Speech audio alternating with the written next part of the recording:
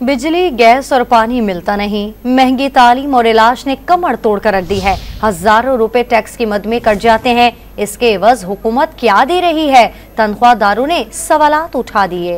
भारी भरकम टैक्सेस के बदले हुकूमत अवाम को क्या दे रही है? टैक्स के बदले फलाही रियासतें अवाम को सहूलियात मुहैया करती हैं, लेकिन पाकिस्तान में भारी भरकम टैक्सेस की अदायगी के बाद अवाम तालीम प्राइवेट स्कूल से, इलाज निजी अस्पतालों से और पानी महंगे टैंकर से हासिल करने पर मजबूर हैं। सिक्योरिटी के लिए प्राइवेट गार्ड, सड़कों के नाम पर गड्ढे, गैस के लिए सिलेंडर्स, बिजली के लिए जनरेटर्स और यूपीएस, तो टैक्सेस कहाँ जा रहे हैं? अवाम ने सवालात उठा दिए कि जब बुनियादी सहूलियात भी खुद खरीदनी है तो भारी भरकम टैक्स क्यों?